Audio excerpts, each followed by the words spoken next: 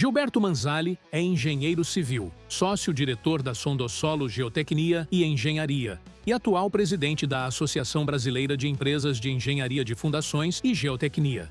Nesse episódio, dividimos a conversa entre a participação na ABEF e a experiência na Sondossolo, com mais de 4 décadas de atuação especializada em sondagens e fundações, ultrapassando a marca expressiva de 12 mil obras em todo o território nacional.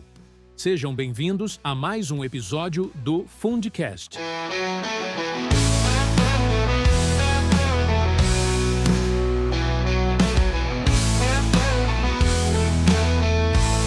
Sejam bem-vindos a mais um episódio do Fundcast. Nesta segunda temporada, estamos recebendo profissionais que atuam na execução de soluções geotécnicas, permitindo o aprofundamento sobre os processos executivos, equipamentos, normas técnicas, enfim, trazendo discussões valiosas sobre o tema.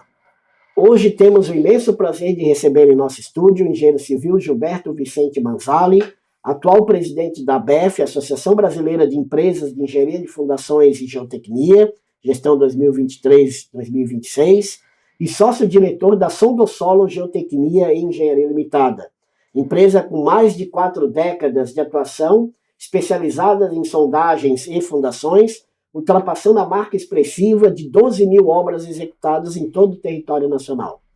Obrigado, Manzali, por ter aceitado o nosso convite. É uma honra para nós recebê-lo aqui no Fundcast. Eu que agradeço a oportunidade de estar aqui presente. Estou me sentindo muito orgulhoso de vocês terem me convidado. E vamos aqui falar alguma coisa sobre a Sondossolo e a ABEF. Bom, legal. À disposição. Então vamos começar pelo início, né? Como você decidiu seguir a carreira de engenharia? Foi uma escolha natural desde o início ou aconteceu de uma forma inesperada? Não, aí tem uma história engraçada. Eu me preparei na época, era Mapofei, Mackenzie, né? E eu fiz o cursinho na expectativa de fazer engenharia mecânica. E aí eu fui para São Paulo, passei no Mackenzie. E meu irmão tinha iniciado engenharia civil em Campinas, na Pontifícia Universidade Católica, que era a primeira turma. E eu fui para Campinas, gostei da cidade. Eu, como santista, deixa eu corrigir, eu nasci em Cubatão. Eu sou filho de Cubatão, mas morando em Santos. Aí eu gostei do interior, eu falei, então vou fazer vestibular lá na Faculdade de Engenharia e acabei entrando em 7º lugar até no vestibular, porque me identifiquei, eu queria. Mas a minha história para engenharia civil, ela vem na minha época era científico.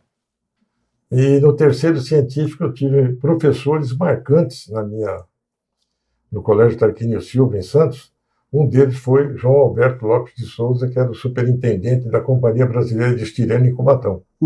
Além dos professores da Petrobras, de Química, de Geometria Analítica, de tudo que estavam ao longo do cursinho em Cidade de Santos. E eu me entusiasmei. Eu fui estagiário da Petrobras em Cubatão. Meu pai era funcionário, consegui o estágio, e nas minhas férias eu fiz estágio em Cubatão e peguei uma contenção da Serra do Mar. Ali começou minha carreira como civil e na parte de geotecnia. Veja bem, na faculdade, eu entrei na faculdade na 2ª turma da faculdade. Eu fui monitor de laboratório de mecânica dos solos. Quem dava na aula na época era o meu sócio, o Nery. Depois eu fui dar aula na cadeira de hidrologia aplicada. Já falecido, um amigo nosso, engenheiro Armando Galo Ian, especialista em hidráulica. Ele fez o sistema das barragens todinha de cascata do Rio Iguaçu. Salto Santiago, Salto Caxias, Salto Osório e Foz do Areia. Inclusive, ele veio a falecer. Ele trabalhava na Mildercais Engenharia, que o Senec acabou comprando. E aí, dei aula depois de fundações, fiz o curso de laboratório com o professor Nelson Luiz de Souza Pinto, e me enveredei pela profissão como estagiário da Sondossolo, depois como engenheiro e mais tarde como sócio. Esse é o meu desenrolar de história. Quem foram os seus professores na faculdade, ao longo do ensino da engenharia e talvez, claro, destacar da área de geotecnia? Então, ficaram marcados na minha formação profissional nessa área o geólogo Fernão Paes de Barros, que era da CESP e estava cedido para Itaipu Binacional na época da construção. Ele era superintendente em São Paulo. O meu sócio também, Júnior Ribeiro Nogueira, professor de mecânica do solo. Ele veio da Promon e posteriormente com a GH, que era com a Evelina Bolsouto de Oliveira, esposa do professor Araquém. Uhum. E o Nery, como laboratório de solo, que já me pegou ali meio ainda cru, e que foi me formando. E a minha formação foi essa daí. Especificamente, eu me dediquei exclusivamente mesmo à geotecnia. E como foi essa experiência da faculdade, dentro do curso de engenharia, né? Já se tornar monitor do laboratório? Assim, como, né, pelo que na sua fala foi um ponto importante de destaque, mas como é interessante na sua iniciativa, não, eu quero participar da monitoria, vou para o laboratório, né, essa proatividade de não só estar na sala de aula, mas querer algo mais. Né? Sim. Veja bem, nós tivemos a sorte, inclusive eu sou segunda turma, de pegar professores do mais alto escalão. O Nery, ele veio da Tecnosolo, do professor Costa Nunes. Costa Nunes. O Milton, meu sócio, que não era da faculdade, também veio da Tecnosolo. E o Júnior veio da Promon. Então, a formação, o Fernão da CESP era uma formação assim, daquela que se vibrava. Tanto que nem vamos supor, a lousa do Júnior, mecânica do solo, era uma lousa que ele preenchia 3 lousas numa aula de mecânica do solo. Então, é um negócio que foi atraindo. E aí nós tivemos a oportunidade, junto com o Galo, que era de hidrologia, eles pegaram os melhores alunos e levavam numa barragem para passar um final de semana e vendo o laboratório, vendo a barragem. Nós fomos em Foz do Areia. E aí nós ficamos lá uma semana, era a Eletrosul ali e a Copel. Então, até eu vou até falar, porque ele até brincou comigo, eu estava andando pela barragem, ô Jônio, eu vou pegar um pouquinho de solo para fazer um ensaio de LL, LP, agronometria. Ele me chamava, foi um azar, pelo amor de Deus. Eu vou pegar uma amostrinha de uma barragem dessa, eu já entendi, tu é aluno, está começando, quer levar a amostra, leva. Mas ficou marcado para mim. Então, eu gostei, eu gostava. E aí, na época, o Nery montou a Sondosol. O Nery é vamos supor, o que iniciou o grupo, junto com o Júnior, junto com o Fernão, e junto com o Santo Tomasello de Padura, que era assistente do Fernão, que também era geólogo. E junto com o Milton, que era diretor do DR de Campinas. E aí abriram, tinha um tripé de sondagem, e eu era concursado pela Prefeitura de Campinas como desenhista já há 2 anos. E aí o Nery chama o meu irmão, que tinha sido monitor anterior dele, para, você não quer ser estagiário, fazer engenharia mesmo? Ele falou, não, eu vou para outro ramo. E aí ele fala para mim, pô, eu vou pedir demissão da prefeitura e eu quero seguir a carreira de engenharia na parte de geotecnia. E aí comecei nisso aí, pedi demissão, começou, mas não era um tripé de sondagem. Até eu vou te falar, eu fiquei uma semana, eu sou maluco, onde que eu fui fazer isso? Mas era uma decisão que já estava dentro da minha expectativa. E graças a Deus eu tive um apoio muito grande deles. Eu tive chamada para ir para a Mauritânia, tive para ir para a Colômbia, e sempre eles falavam, mas calma, você está chamando a atenção, você vai lá, aqui você tem um apoio lá fora, você vai ter que ser sozinho. E foi uma boa opção de eu ter ficado com eles e estar junto com eles até hoje. Que bom. Além desse grupo de super renomados que te acolheram, né, lá no início, quem também são as tuas referências na área geotécnica? Não dá para esquecer o professor Victor Mello. A minha vivência com ele na Nuclebras, que era a primeira usina nuclear, chamava Usina Osamu Tsume, no município de Caldas, em Minas. Ele que fez toda a consultoria da terraplanagem, das escavações, das barragens primárias, secundárias, tudo. Olha, ele ia na obra, eu ficava lá, era uma aprendizagem sem... Aí com os pareceres dele, Aí, logicamente, isso aí teve uma conclusão, foram 3 anos que nós convivemos, depois eu tive a grata surpresa de conviver e ter, não diretamente, mas através de informações, do professor Alberto Henrique Teixeira, que era da Geotécnica, sensacional, o professor Decur, que a gente acompanhou muita coisa dele, e isso ficou marcado. Vários ficaram marcados. E vários vêm ficando marcados até hoje. Consultores que nem vocês, que nem o pessoal de São Paulo, o Fred, o professor José Luiz, o Cepolina, o Boris. Então, cada vez acrescentando mais e fica difícil. E até às vezes eu peço perdão por alguém que eu não citei, mas todos são importantes para mim. Legal. Não, são referências fantásticas, né? E como você comentou sobre, né, já falou um pouco sobre o início da sua carreira, mas acho que em especial sobre como se deu, né, os primeiros trabalhos, a transição, né, primeira obra assim, de grande, né, desafio, né, o que você chamou a atenção, talvez a barragem, o professor de Mello, enfim, mas queria que você contasse para a gente um pouco sobre esse período de transição e uma grande obra, um desafio que te marcou. Olha, veja bem, são várias obras, a Sondosol é agraciada. Nós temos eu acho que pela transparência, a ética, o profissionalismo nosso, a gente, a prontidão, o compromisso, não vou ser demagogo, mas o lucro sempre todo mundo tem, mas numa coisa que nós começamos, se vai dar lucro ou não, nós vamos até o último fio. Então, começa com eu sou recém-formado, eu estava com 1 mês de formado, o DL me chama, eu assumo a residência da obra da usina, montamos um laboratório de mecânica do solo, com tripés de sondagem, com sondas rotativas, ensaio de perda d'água, infiltração, tudo, postos de inspeção, isso foi um marco para mim. Logo em seguida vem a Ferrovia Norte-Sul, é um marco também, era da Valec, foram convidadas 9 empresas do Brasil inteiro, e a Valec, ela teve um negócio bem assim, tá aqui, esse aqui são os preços, aqui são os lotes, e nós tivemos a sorte de pegar o lote número 1, que era de Açailândia até Imperatriz.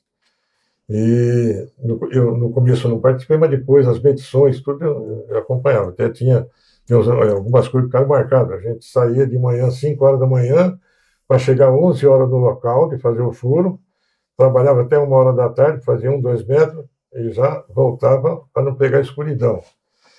Fizemos toda a prospecção para a sondotécnica do Rodoanel, ficou também marcado um desafio muito forte. A barragem de Estreito, lá em Imperatriz, um desafio grande. Belo Monte, do consórcio Norte Energia.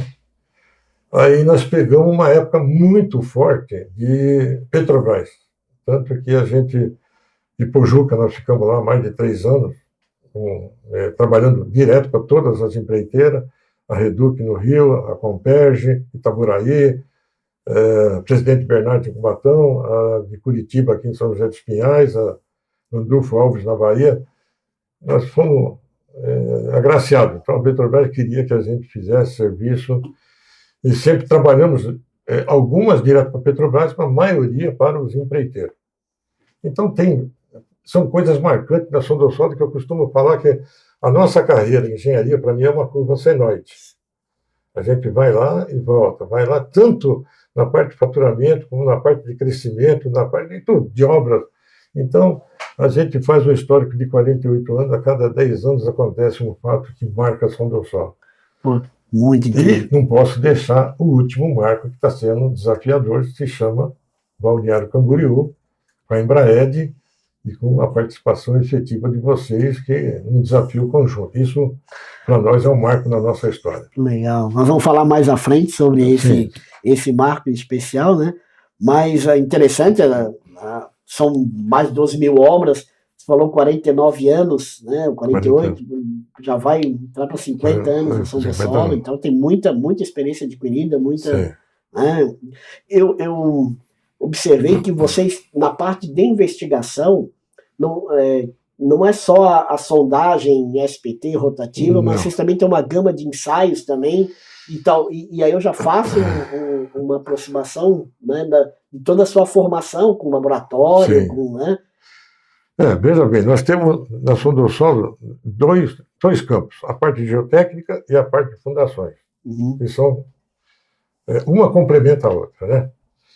E a Sondosolo, como ela começou com ensaio de sondagem, e através do Milton e do Nery, que vieram da Tecnosolo, com uma experiência muito vasta, o professor Costa Nunes, então a gente sempre deu ênfase na parte de sondagem, percussão e rotativa. Quando nós fomos para essas barragens, para Norte-Sul, nós começamos a envolver laboratório. Os laboratórios que existiam, análise cronométrica, ADL, LP e tal, e ensaios especiais. Na época, inclusive, a gente utilizava o laboratório da Pontifícia Universidade Católica de Campinas. Mas essa parte vocês sabem que não é um dia a dia. Eventualmente, uma obra se perde, aí se para 1 ano, 2 anos. Mas hoje a gente está concentrado na parte de sondagem de percussão, rotativa, na parte dos ensaios, e agora já um grande desenvolvimento no CPTU, VANE, que a gente já fazia há muito tempo, estação de Shelby, e nós temos uma parceria com um laboratório terceirizado que complementa esse serviço com a gente. Então, é uma parte fortíssima da Sondosolo, que nos chamou a atenção, porque as grandes firmas, Geotécnica, Tecnosolo, você viu que foram fechando, e são poucas hoje, que eu costumo falar, é difícil fechar numa mão, que encaram a geotecnia com responsabilidade, para fazer como deve, dentro da norma, com os equipamentos padronizados. Então, nós estamos voltando e trabalhando em cima dessa parte. E as fundações, a gente é a parte de contenções, destaca a raiz e hélice, que já está bem desenvolvida, do conhecimento de vocês. Já. Como surgiu, vamos dar um pouco, né? Como surgiu a ABEF na sua carreira profissional? Então, a ABEF, ela foi constituída em 1985, no Rio de Janeiro, pelo professor, eu vou lembrar, o Noronha. E nós estamos participando desde a constituição da ABEF. Então, de 85 para cá, nós já vamos para 40 anos. E, em dado momento, eu senti a necessidade de ter uma participação mais efetiva.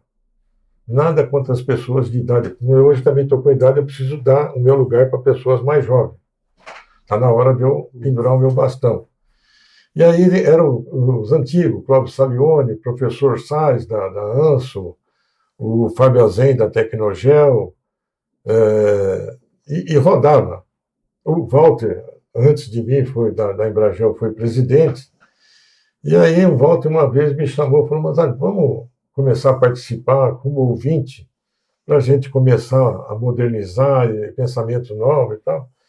E começamos. O Walter, ele abriu as portas, aí eu incentivei ele a entrar como presidência, fizemos uma campanha grande para ele, todo mundo votou nele, foi unânime. E aí, logo em seguida, foi o Cláudio Salione Filho. Eu fui vice-presidente 2 vezes com ele, que eu não queria ser presidente. E aí, no final, não tinha. O Cláudio falou: agora é a tua vez, você tem que ir de qualquer jeito. Então, eu estou indo para a 3ª gestão, vai para 9 anos. E, basicamente, ela foi essa constituição com esse pessoal antigo querendo instituir uma associação para congregar as firmas para uma formatação de empresas de qualidade, de técnica, expertise, responsabilidade. Então, começou nisso daí, hoje está com 40 anos e... Firme e forte. E cada vez mais forte. Que bom. Cada vez. A gente vai falar bastante sobre a ABEF aqui, né? Sim. Então, é importante, né? Vou explorá-lo ao máximo aqui no tema. E dentro desses 40 anos de ABEF, né, na sua visão, quais foram as maiores conquistas? Olha, veja bem, nós entramos lá com o intuito de, não que os anteriores não tinham o nosso pensamento, nós fomos mais radicais. Nós teríamos que ver a associação como nacional. Então, existia até um comentário no Brasil que a ABEF é paulista. Era porque todos os paulistas estavam concentrados ali, as grandes empresas, e participavam ativamente. A entrada do Walter, depois a minha, foi nesse sentido. Então, na minha gestão, eu já comecei com o Rogério da GNG, que é de Fortaleza, com a Aline da Fugro Instituto de Curitiba, depois aí entrou agora a Cris, aí eu peguei da Ciel, eu vou lembrar o nome dele. Tem o PH e tem o sócio dele, eu esqueci, eu vou lembrar. Então, eu abri e comecei a visitar todos os estados. Então, eu fazia, a cada 3 meses, uma visita no Nordeste, uma no Sul. Houve uma concentração grande, nós chegamos a 147 associados na época, mas é que nem eu falava, não era quantidade. Nós estávamos procurando qualidade por estado. Mas aí, é que nem eu costumo falar, né? O pessoal é sócio do Clube Paulista de São Paulo, paga 2.000 por mês, às vezes não usa e não reclama. Aí quando o cara foi uma empresa virar sócio de uma associação, ela quer ter retorno. Eu estou pagando, eu quero. E hoje nós conseguimos isso. Nós temos um departamento jurídico muito forte, com o Dr. Marco Aurélio, formado na São Francisco, com uma vasta experiência da Fundação Getúlio Vargas e por aí afora. Foi até secretário, assessor do Chalita, que foi secretário de Educação. E aí eu consegui trazer ele para a gente pegar e dar ênfase na parte jurídica de responsabilidade das empresas. Então, teve toda essa formação, houve a pandemia, foi quase que dizimou a ABEF, nós reduzimos para quase 30. Eu acho que eu até abonei durante 3 ou 6 meses para ninguém pagar nada, para segurar as equipes.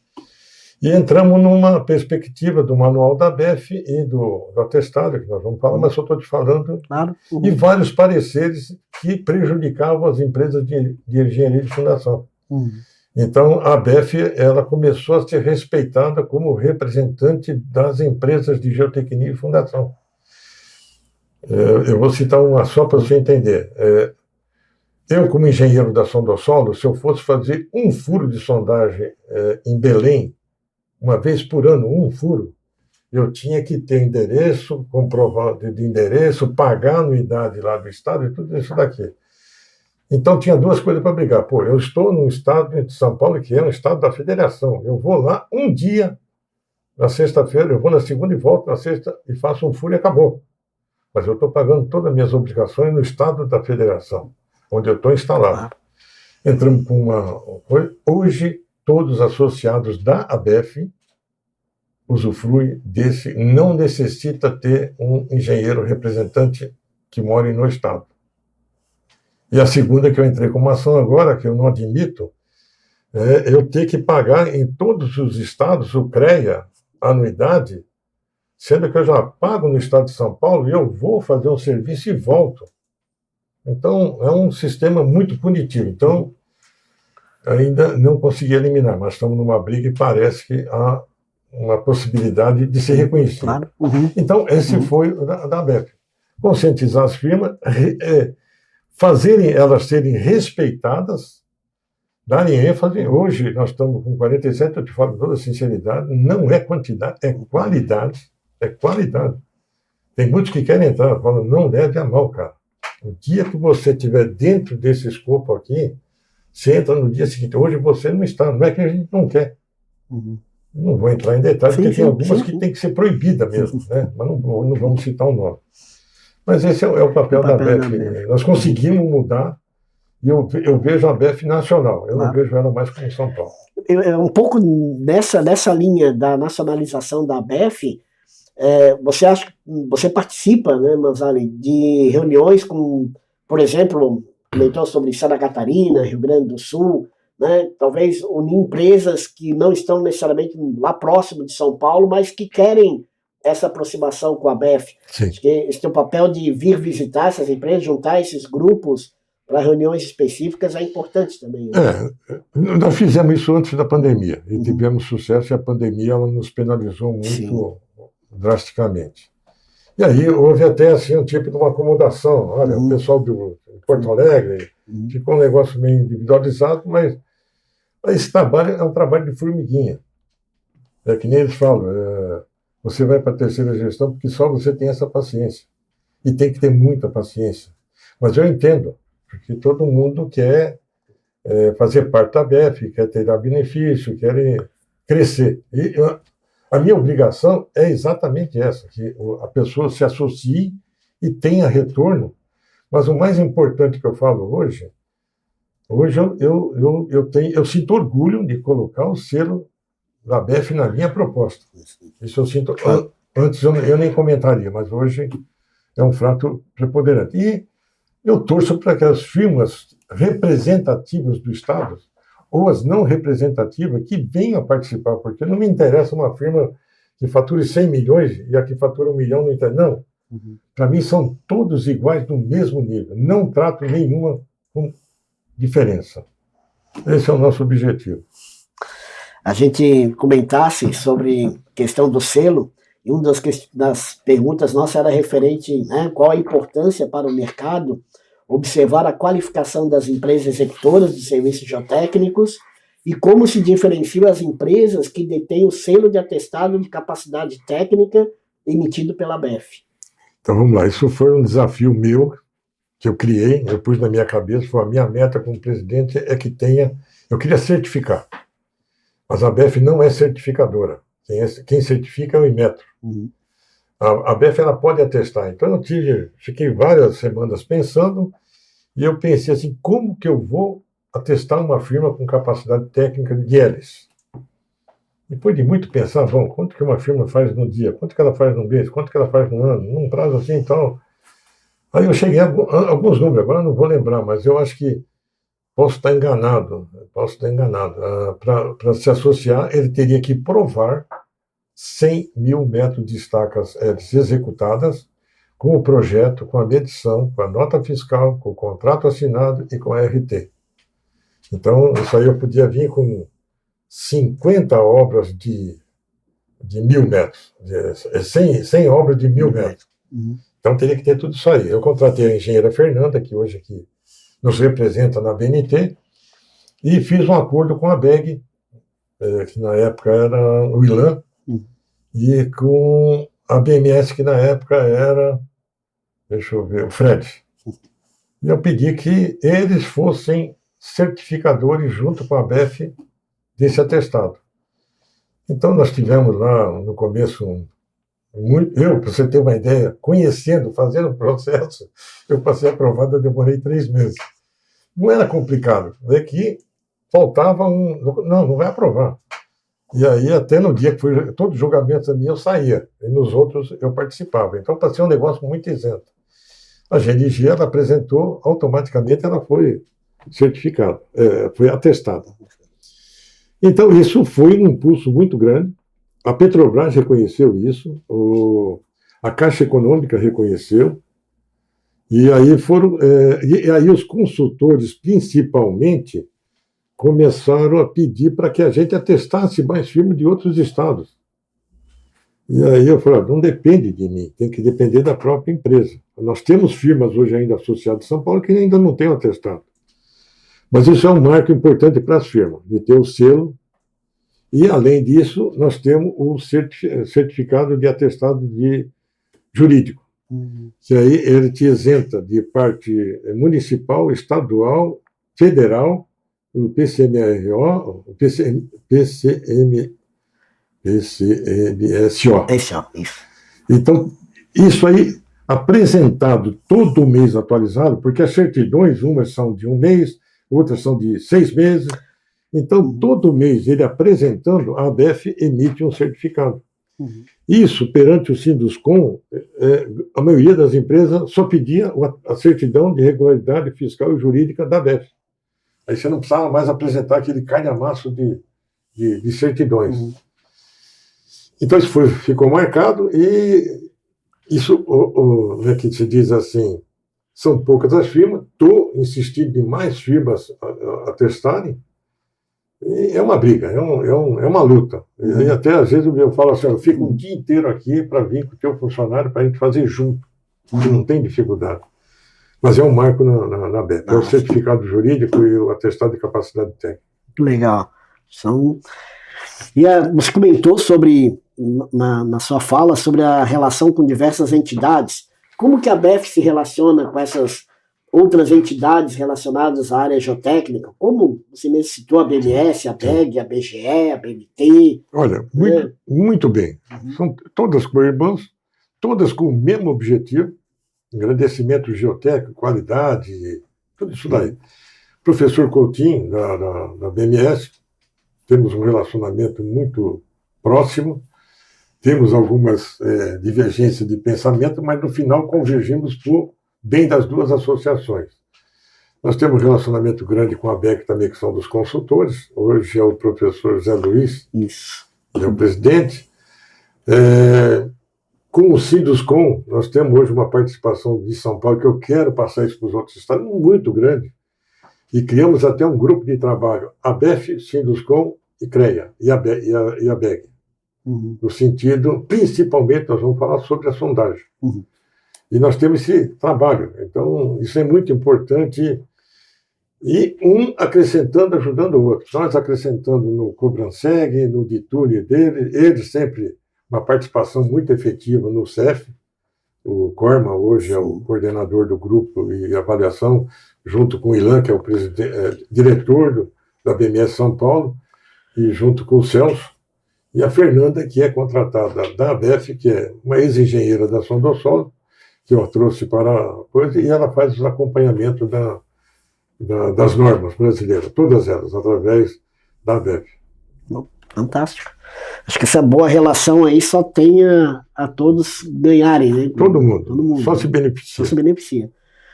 Vamos a um outro tema, a discussão sobre a responsabilidade civil de empresas e profissionais de engenharia no Brasil tem destaque, especialmente por conta de incidentes recentes envolvendo falhas estruturais, desmoronamentos, problemas de segurança em obras públicas e privadas. Como a BEF tem participado dessa discussão? Qual a visão da associação sobre a questão da responsabilidade? Olha, a maior preocupação nossa é exatamente sobre os associados e não associados fazerem tudo dentro da boa técnica, da boa norma, seguindo todas as normas de segurança, seguindo o manual da BEF, que é um marco na nossa história. Inclusive, só vou me antecipar, tem milhares de exemplares desses no Brasil inteiro, e aí na minha gestão agora eu digitalizei ele e pus no site sem custo nenhum, qualquer um acessa, não o livro inteiro, eu quero pegar sobre raiz. Ele imprime e acabou aquilo de necessidade de ter o impresso. Então está tudo digitalizado. Além do acervo dos CEFs, do primeiro até o 11, eu considero um dos maiores acervos técnicos, eu acho que no Brasil, não vou dizer na América do Sul, que também consegui fazer a digitalização de todos os trabalhos, que também está no site da BEF, aberto para associados e não associados. Então, diante disso, a nossa preocupação, principalmente com nossos associados, que eu tenho que me preocupar, é sempre, nas nossas reuniões, que são praticamente todas terça-feira, dar ênfase na responsabilidade, tanto do engenheiro como responsável da obra, como nós como executores.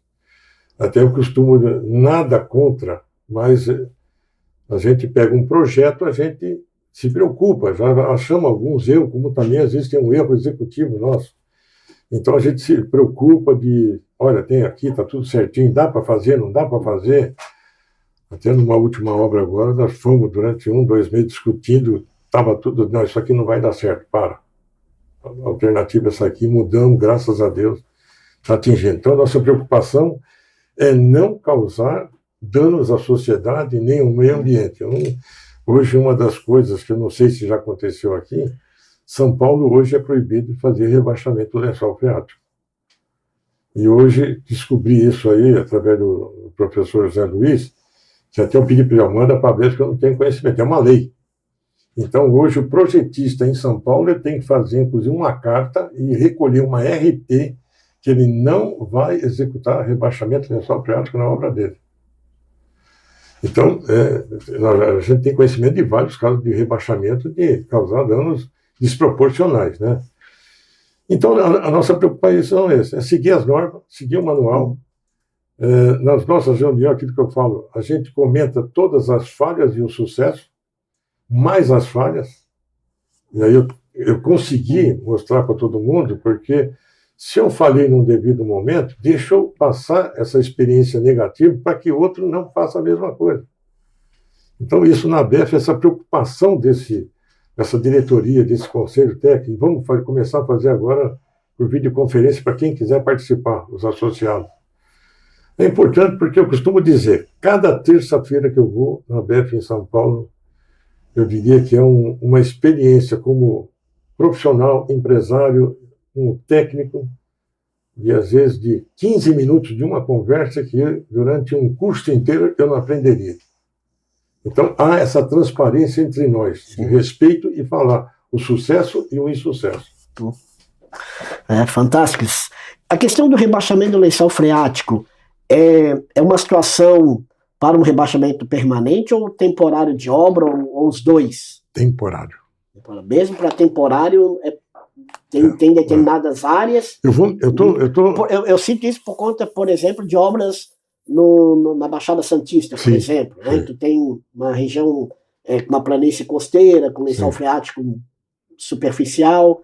Né? Como que se dá obras que há necessidade, por exemplo, para uma escavação do bloco de fundação, algo nesse sentido, né?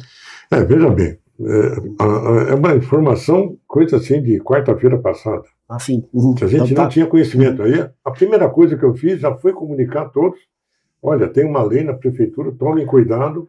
Mas é a cidade de São Paulo. Cidade de São Paulo. Da cidade de São Paulo. Da cidade de São Paulo. Que tem até uma justificativa, acaba causando grandes danos mesmo, nós sabemos disso. Porque às vezes até quem faz não tem a devida expertise de como fazer e não afetar os vizinhos.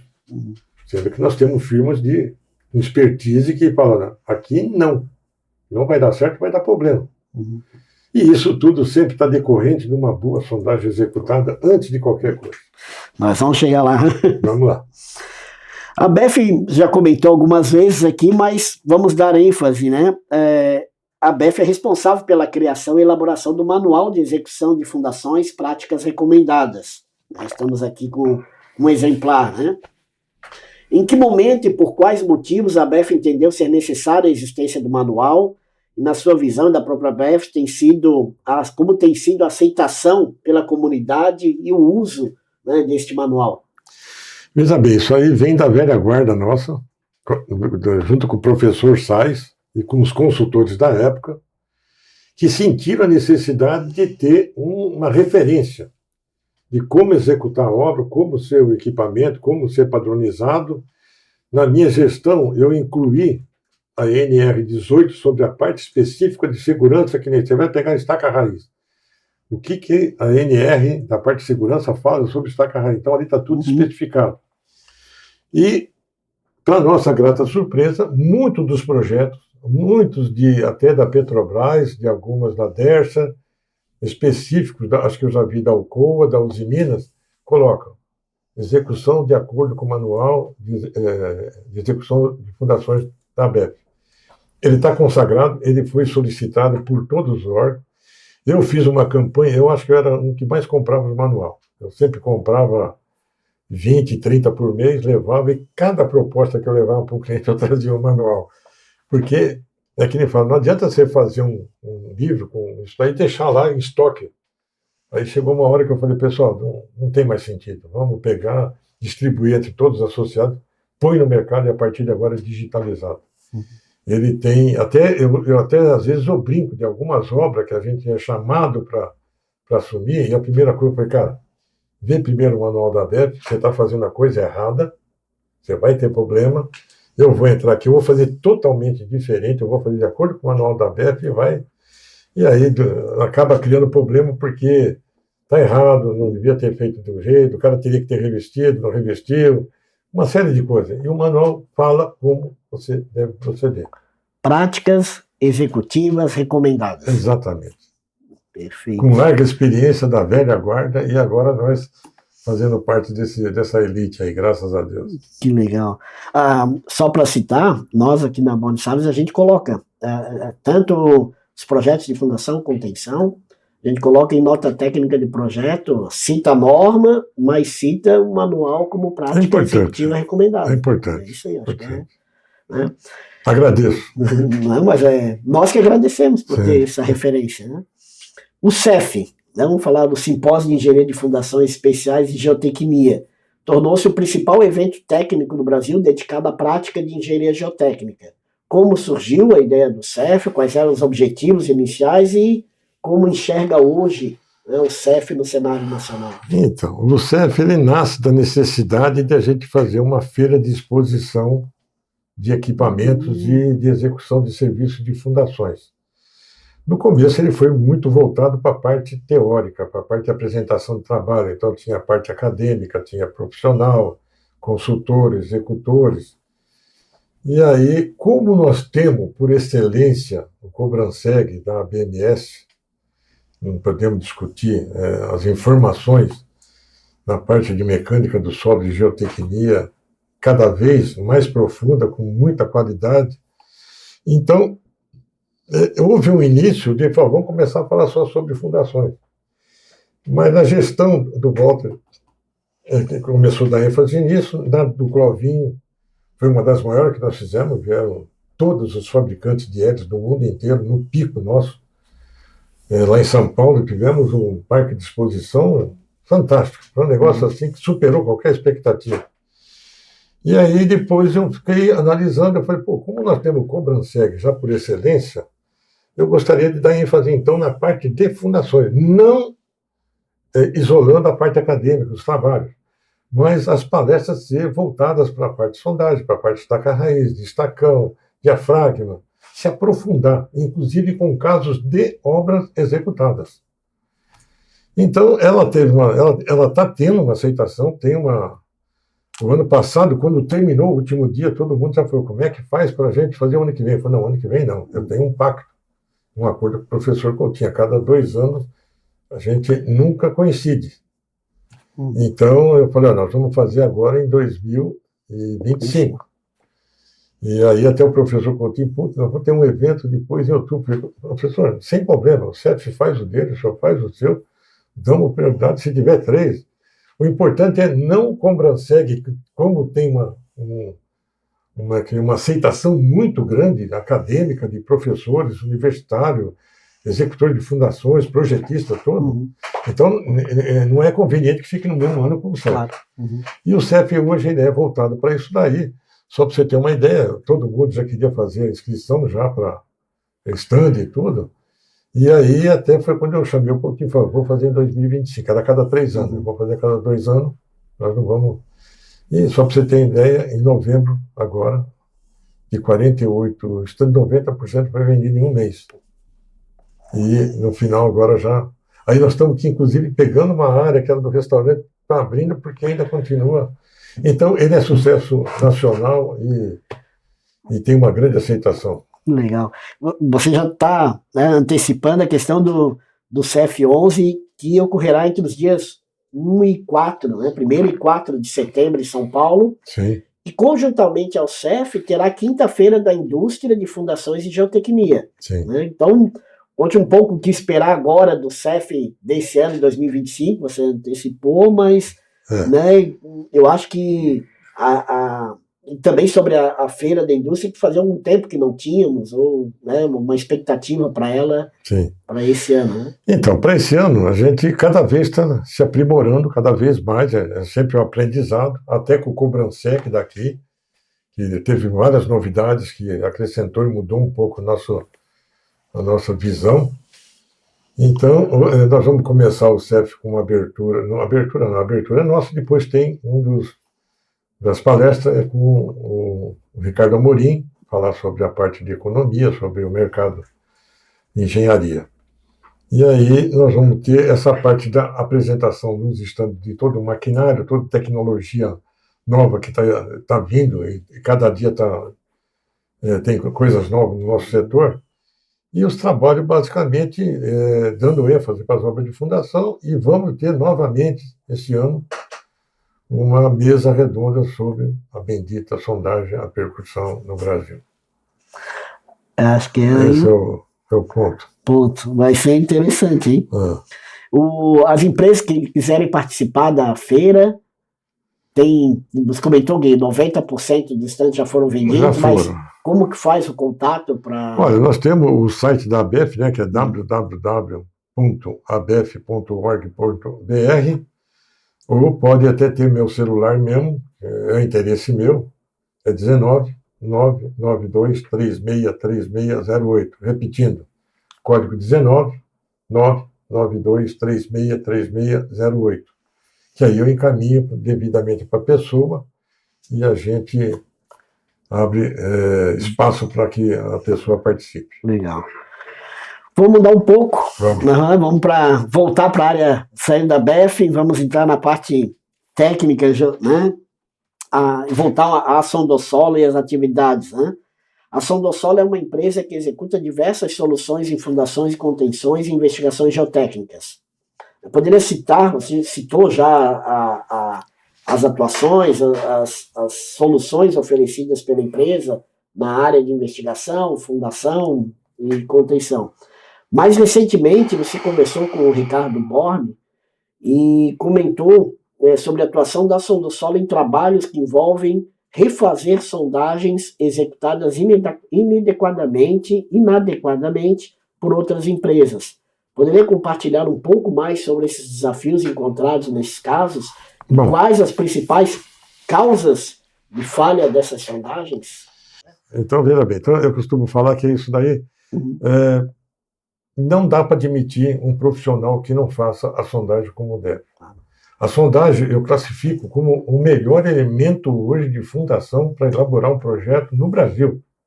Coisa que lá fora praticamente não ainda se usa, mas é o CPTU, de IPSAL, e vai por aí fora vários ensaios.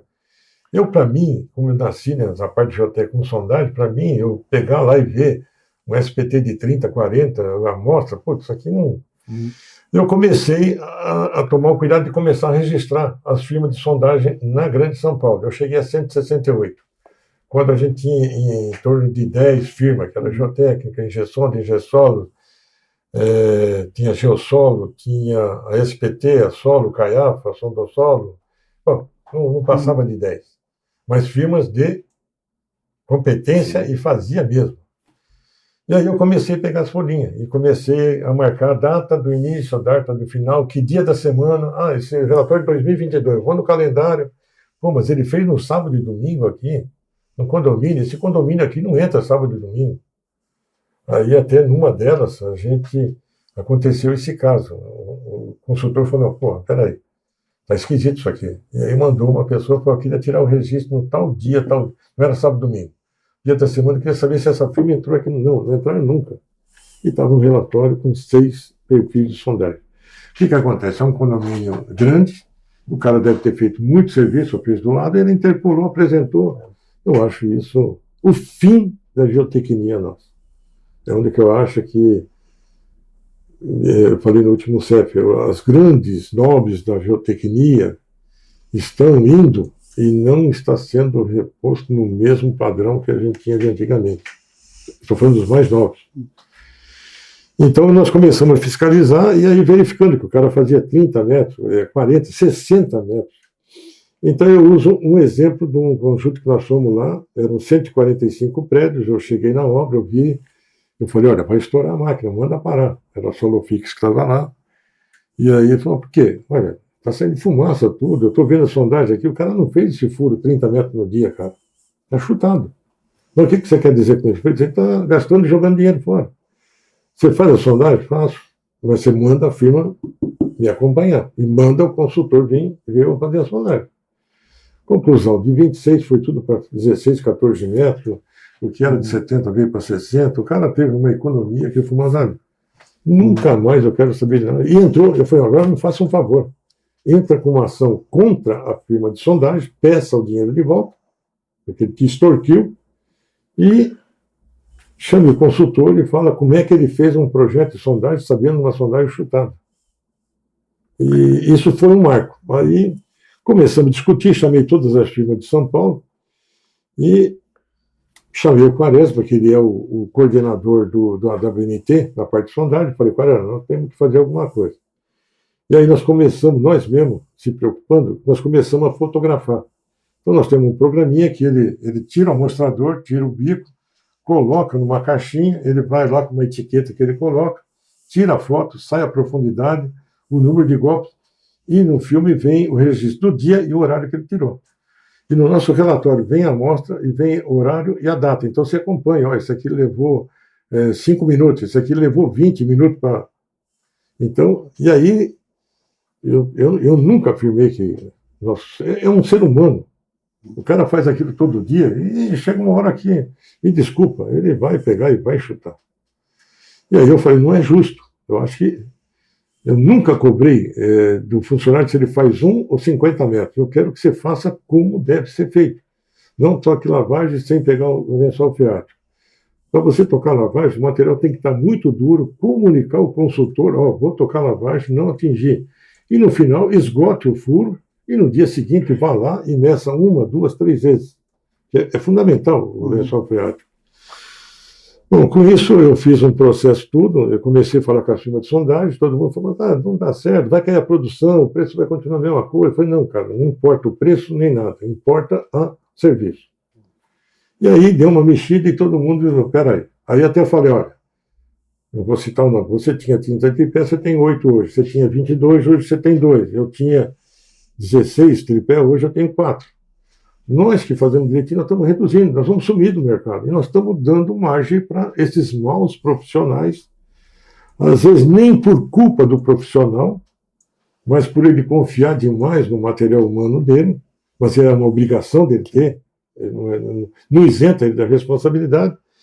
Aí eu fiz um trabalho muito pesado, fizemos uma reunião com a BNT, criamos um grupo agora de sondagem, e dia 19 agora nós vamos ter uma emenda, uma proposta de emenda à norma de sondagem, onde eu peço que, eu cheguei no meio do limite, eu cutuquei mesmo, olha, vai ter que fotografar, ter o horário, ter a data, a amostra, o boletim sujo de barro, de chuva, de café, de comida, vai o original para o proprietário, depois vai para o consultor, e aí eu cheguei no limite, que a BEG entrou para agora você está passando no limite. E aí eu falei, e o consultor tem que pegar e falar, estou validando, vou projetar em cima dessa sondagem.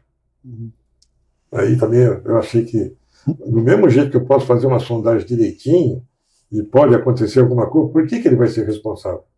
Mas eu acho que ele deveria se negar a aceitar uma sondagem que ele vê que foi chutada. Então, eu acho que nós vamos conseguir esse objetivo. Fizemos um alerta à sociedade inteira, no Brasil inteiro, da ABEF, no histórico, depois até vou mandar para vocês, alertando para tomar esses cuidados, de verificar isso daí. Eu hoje, a Sondosol, dependendo da obra, eu vejo tal, não, isso aqui foi chutado. Eu ligo para o cliente, falo, você vai me desculpar, essa sondagem eu não vou executar a tua obra. Eu te dou um custo fixo, vou lá e faço 3 furos, e é mais um dado, é uma validação. Ah, não, mas eu não vou fazer. Eu falei, tá bom, então a Sondosol, ela se nega hoje a executar quando nós temos certeza absoluta que aquela sondagem foi forçada. Esse tema é um tema importantíssimo, né? Porque a investigação, a sondagem é a primeira atividade, mas é uma cadeia que vem após ela, que está vinculada, né? Você todo mundo busca a informação da sondagem para projetar, depois para executar, enfim. Quais dicas, não sei se são dicas, né? Acho que não cabe a palavra dicas, mas o que o engenheiro deve estar atento ao receber um relatório de sondagem. Claro, o importante talvez fosse até ele estar no campo acompanhando, fiscalizando, mas o que pode chamar a atenção dele quando você pega um laudo e pô, esse laudo tem alguma coisa errada, né? Você comentou sobre o tempo usado para perfurar tantos metros. Mais algum detalhe, repetibilidade de informações de furos, ou, né, tudo ali meio padrão, enfim, né, não pega as variabilidades meio normais dos perfis geotécnicos, ou algo assim? Olha, o mais fácil de você identificar é que eu costumo falar. Se o cara começar às 7 horas da manhã, não é nem 6h59, nem 7h01, 7. E 5 horas da tarde ele parar, que é o normal, porque senão ele também não aguenta. se ele conseguir fazer 15 metros de sondagem por dia, em média, não é todo dia, em média, pode ser que um dia ele faça 20, mas pode ser que um dia ele faça 5 metros, tenha dificuldade de lavagem, de SPT. Então, começa por aí. Se está seco, 15 é o limite. Se ele apresentou 20, se isso vem corriqueiro, você vai ver lá, aí você tem que comparar. Ele faz 5 metros de 30 para o 0,5 inicial, nem do SPT, os 15 primeiro, 30 para 0,5, 30 para 0,5, 30. Não consegue. Isso aqui, o que normalmente eu faço em 10 minutos, isso aqui vai para meia hora, 40 minutos, porque dá trabalho, você tem que lavar. Então, começa a chamar a atenção a produtividade. Se pegou um nível d'água com 3, 4 metros, logicamente, na hora que você toca a lavagem, facilita a produtividade, vai para uns 20 metros. Mas nunca mais do que isso, até porque, quando eu comecei a colocar fotografia, dá mais trabalho. Eu fui fazer uma fiscalização de um amigo meu em Campinas, amigo mesmo. Eu falei, cara, você está sendo lesado, essa tua obra você podia... Eu conheço Campinas com a palma da mão, entre aspas, não conheço. Não. Mas a gente tem referência. Eu falei, impossível que essa sondagem esteja naquele lugar, em frente à igreja da Inca. E aí eu convenci, aí até eu brinquei com ele, ficou uma meia hora. Eu falei, pô, você é formado na Mackenzie, teu pai fez um sacrifício, cara. Tu está validando um cara que é companheiro nosso de profissão, e o cara está te lesando. Ele me ligou 6h30, mas olha, vai lá amanhã fazer a sondagem. Eu fui lá acompanhar a sondagem. O furo que o cara fez 30 metros no dia, eu levei 3 dias, para fazer a mesma profundidade, que eu não precisaria chegar lá. Mas eu fui para fazer a mesma profundidade. Foi economizado, se não me engano, de 3 a 4 metros em estacas hélices de 1 metro de diâmetro. Aí eu falei, então agora você, por favor, você chama o cara, mostra, pede dinheiro de volta e alerta. Eles têm dúvida, manda conversar comigo. Eu não estou querendo acabar com ele, mas que faça a coisa certa. Então é esse o cuidado que tem que tomar. A norma de investigação, né, de sondagem e simples reconhecimento lá, ela é adequada no que se refere aos procedimentos do ensaio e equipamentos? A norma está perfeita. Uma das coisas que nós vamos discutir agora é o critério de paralisação da norma. Você tem lá 10 de 25 para 30, peraí, deixa eu ver na minha cabeça, 10 de 25 para 30, 8 de 35 para 30 e 8 de 30 para 30 e 6 de 35 para 30. Só que isso começou a deparar pelo mercado atual. São Paulo, hoje se faz 3, 4 subsolo. Então eu vou lá e faço uma sondagem de 12 metros e atinjo 6 penetrações de 35 para 30. Esses 12 metros ele vai escalonar. Não adiantou, né? Então isso nós vamos discutir agora, quarta-feira. Então, até isso foi o Quaresma da Ingessola que falou, a primeira coisa, quando eu sou contratado para fazer uma sondagem, eu pergunto para o cliente quantos subsolos você tem, como é que é teu prédio, que altura e tal, porque aí eu não posso ir pela norma. Eu tenho que ir por aquilo que precisa. Então, obras de 4 subsolos hoje, os construtores já não estão se adequando. Eu tenho 15 metros de escavação e tenho mais 15 de sondagem. Não, vamos até 50 que eu preciso saber mais. É uma obra diferenciada. Então, nós devemos discutir também o critério de paralisação da sondagem. Importante, a gente questiona o critério da norma também. A única coisa que não é que está errado. É que as coisas vão mudando e a gente tem que se adequar. Nosso entendimento é isso também, que a sondagem tem que ir até o limite, né? Até onde consegue, não o critério de parada intermediária. Você está falando exatamente o que a gente pensa. E isso nós temos explicado para o cliente, que uma coisa é você fazer uma sondagem normal, e aí você tem um custo, e uma coisa é você fazer uma sondagem que nem... Eu cheguei a 20 metros, eu já atingi a norma. Mas aí eu quero ir até 30, só que esses 30 aqui, com 30 golpes eu não desço 1 centímetro. Ela vai, você vai lavando. Só que aí o preço da sondagem é o dobro. Mas eu costumo falar o seguinte, obras de grande porte hoje, com toda sinceridade, minha opinião, é uma opinião Manzaro, pessoa, engenheiro, técnico. Eu recomendaria obras de grande porte assim, já partir direto com uma sondagem mista. Faz a parte de percussão e avança o máximo que você puder de ter de informação. Você vai projetar a tua fundação com uma garantia muito maior. Eu não estou afirmando, mas eu costumo dizer para os meus clientes o seguinte, o investidor, o incorporador, a consultora impõe para você a sondagem. Aí, tá bom, então eu vou fazer isso daqui. Eu não vou citar não, mas eu recebo, o cara me impõe, eu tenho dúvida. Eu ia parar com 20, vai para 24. Aí eu falei, o cliente está gastando dinheiro, isso é para uma economia que não representa 0,05% do empreendimento, 0,07% em média. Não chega a 1% do investimento total para a sondagem. Poderia explicar para quem nos acompanha o que é a sondagem mista? A sondagem mista é uma sondagem rotativa. Você pode perfurar tem vários diâmetros, normalmente se faz com NX. Então, o que acontece? É uma sondagem de percussão, só que você vai para o tubo de revestimento da rotativa e você vai batendo o SPT de metro em metro até pegar o impenetrável. Não é que ficou duro, não. Tem que dar um impenetrável. Você fazer as 3 lavagens por tempo a cada 10 minutos, que dê menos que um comprimento estabelecido pela norma. E a partir daí você vai prospectar e vai perfurar se é rochação ou rocha alterada, alteração de rocha, e tirar pelo menos a 3 a 5 metros de rochação. Isso é uma sondagem mista. Então, hoje em São Paulo já tem obras de grande porte, já vai para a sondagem mista. Então, você faz o SPT em solo normal, até impenetrável a percussão, lavagem de tempo, que é o limite da percussão, e aí você começa a trabalhar com uma coroa de viga e traz o testemunho inteiro com viga, quando é uma alteração, um solo duro, e quando você coloca a coroa de diamante tirando a rochação. Isso fica na caixa, de metro em metro, tudo explicadinho, e com a classificação de um geotécnico e um geólogo. Isso é a outra mais importante. Isso é importantíssimo. As firmas hoje, algum deles falou, mas essa classificação, não, é do meu sondador. O dono da empresa, ele fala, não, isso aqui o meu sondador já faz a classificação. Nossa, nós temos geotécnico e temos geólogo. O geólogo é um profissional adequado para avaliar. Os dois se complementam. Um vê a parte de solo e o outro vê a parte de rocha.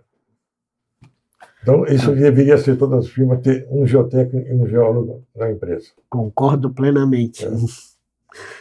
A Sondossolo está executando as fundações de uma obra importante aqui em Balneário Camboriú, utilizando estacas raiz embutidas em rocha. Para esse serviço, você está empregado equipamento patenteado pela Mincom, que possibilita realizar a perfuração em rocha com revestimento integral. Poderia compartilhar conosco como tem sido a experiência da Sondossolo com o uso desse sistema? Quais têm sido os principais benefícios e desafios encontrados? Bom, é realmente um desafio. A gente começou com telescopamento, e aí nós tivemos dificuldade de ter comunicação, vazios, tudo.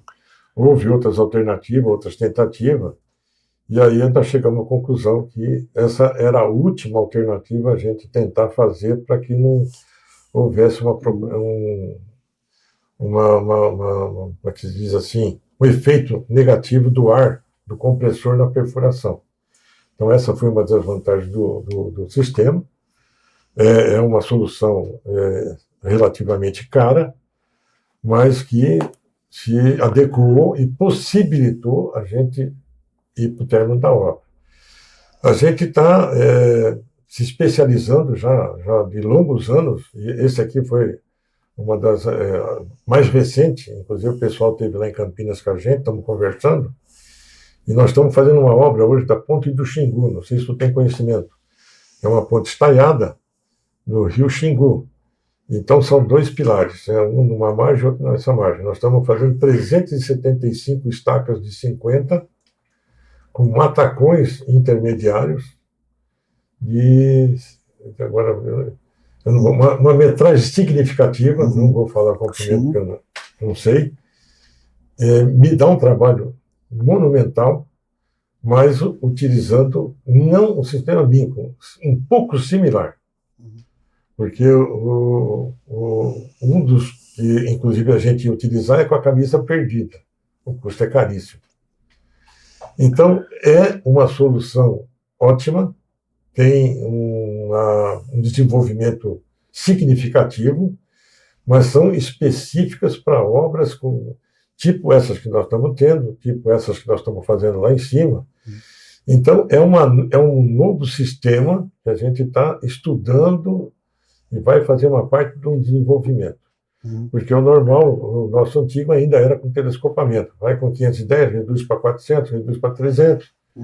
Aqui, realmente, nós tivemos um problema sério de provocar muitos vazios. Mas o mico está comprovado que é um sistema que eu acho que vai vingar e vai criar o espaço dele. A dificuldade da telescopagem, nesse caso, está no você atravessar um matacão ou uma rocha e entrar no solo novamente. Então você tem um trecho já sem revestimento, né, com martelo de fundo, tem que descer um revestimento menor, mas uma sensibilidade do término da primeira rocha para a primeira camada de solo, abaixo dela, sempre cria uma dificuldade, ali acaba... É muito grande, a dificuldade é muito grande. E um outro problema que E aí a segurança vem no revestimento contínuo, né, e simultâneo. Você já respondeu. Para mim, é que nem eu costumo falar para todo mundo, estaca raiz ela é 100% revestida em solo. E em rocha não, porque você bate o martelo, faz a lavagem, então a própria rocha já é a parede consolidada, não precisa revestir. Então o que me assusta hoje no mercado é que o pessoal não está revestindo a estaca. Até eu costumo brincar, estão pensando como estaca Strauss, antigamente faziam tudo direitinho, com bulbo. E o que a gente está vendo? Ele faz uns 5, 6 metros de revestimento, põe o martelo direto e pega e coloca a armação. Vai dar problema. Se fizer uma estaca revestida como deve, desse jeito, com martelo, com pequeno revestimento, ela não dá capacidade de carga e vai ser condenado o projeto inteiro, como está acontecendo no mercado. Já tem vários casos, e aí a gente vai detectar, é problema não ter revestido, feito a circulação de água, e aí vira uma estaca escavada. Entendeu? Ou até algumas obras que a gente vê, não é nem o martelo, ele coloca o tricone e vai lá 15, 20 metros, é uma argila, não fecha nem nada.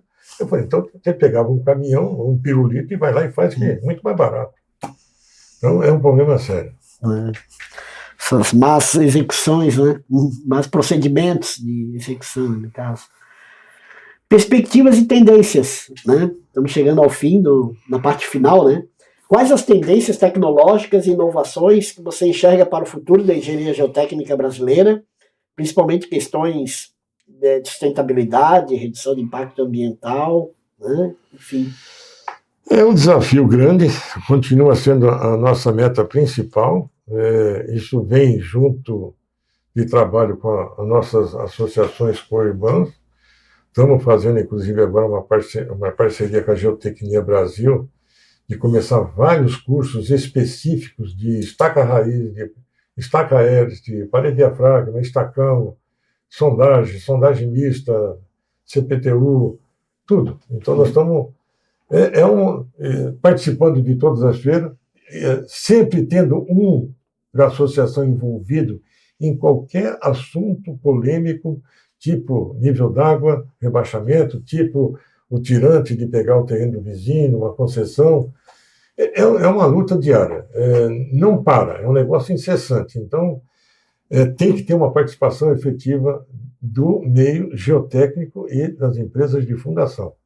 E a ABEF, tendo essa responsabilidade, ela se sente na obrigação de estar presente em todos os eventos que envolvem qualquer anomalia ou qualquer coisa normal, tanto anormal como normal. Então é um desafio, continua e não para. E isso é gostoso. É gostoso. Como atrair mais estudantes para a área de engenharia geotécnica? Novamente, estamos mantendo muito contato com as faculdades de engenharia. Algumas empresas já têm alguns convênios com faculdade, onde pegam os próprios estagiários e ficam durante o ano, são selecionados e tem a semana de engenharia. E eu estou colocando, todos os associados estão colocando à disposição das universidades, da faculdade de engenharia. Eu, quando dei aula, eu era assistente de professor de Serafim, de fundações. Ele dava aula teórica e quando chegava na prática, olha, a Sonda Sol tem uma obra de estaca Frank lá no centro de Campinas. Vou fazer a chamada lá na obra. Então a gente ia lá, aí ele via o que era um pilão, o que era, como é que sacava, como é que fazia o vulvo. Porque eu mesmo, quando fiz fundações, o professor Milton de Matos, ele falava assim, não, porque nós temos um batistaca com um capacete para mim era capacete de obra, é o capacete aquele que coloca e leva o martelo para mim era de bater prego. E aí eu falei, pô, nós precisamos pegar e apresentar, ele tem que ver a parte teórica e ver a parte técnica. A sonda do solo, durante acho que 10 ou 15 anos, toda a primeira aula de mecânica do solo do ano, ficava um tripé na faculdade, no período da tarde, de manhã, e o noturno via no sábado. E aí a gente executava uma sondagem com lavagem, com SPT. Isso, para os alunos, era a coisa mais fantástica. Tanto que o nome Sondossolo na região ficou marcado, porque saía 100, 150, 200 profissionais por ano, e a Sondossolo era uma referência. Não porque ela fazia isso por como é que se diz, parte comercial, por uma necessidade de possibilitar o cara começar a enxergar como é que era uma sondagem, que eu acho que para mim é a coisa mais importante de qualquer coisa. Mas então, aí complementando, estamos fazendo um acordo com as firmas, vamos começar a disponibilizar obras assim, que nem vamos supor, uma estaca aérea, sabe? Vai ter uma na Brigadeiro Faria Lima, tal dia, uma em Campinas, uma em Sorocaba, em Ribeirão. Então está aberto para pegar um grupo de alunos e passar lá o dia para ver como que é feita uma estaca aérea, como é que é feita uma estaca raiz. É um trabalho de atrair e fazer esses cursos que a gente está estaca raiz de sondagem para começar mais para a parte executiva. Tem a parte teórica, dando ênfase, mas a parte executiva, os cuidados, o que tem que ser observado, e seguindo sempre o manual da ABEF. Manzali, não sei se deixamos de perguntar alguma coisa, ou como é que tu achou? Tá? Para mim, olha, agradeço. Foi excelente. Eu acho que eu até preparei tudo, e eu falei, bom, vou ler na hora, mas ficou tudo marcado. E a nossa conversa, as perguntas, correu muito tranquila. Houve uma, como é que se diz, uma sinergia, energia boa. Que legal. Eu acho que nós só temos a agradecer, né, pelo aceite o nosso convite. Para nós é uma honra recebê-lo aqui.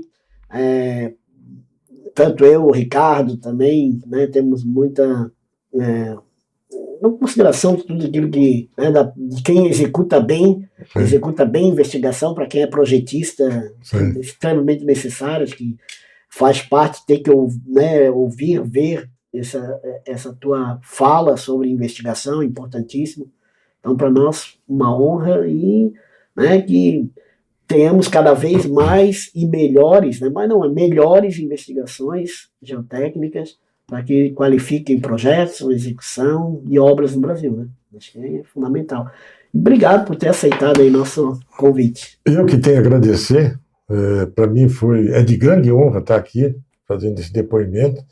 Agradeço em nome da Sondossolo, que é uma oportunidade ímpar, em nome da ABEF, da diretoria, do conselho, toda essa oportunidade de poder expor e ver que vocês estão dentro da nossa linha de pensamento, na linha de consultores, com a responsabilidade de uma boa execução, de uma boa técnica e com firmas de qualidade. É isso que agradeço mesmo de coração pelo espaço que vocês me deram aqui hoje. Obrigado. Vai ser inesquecível.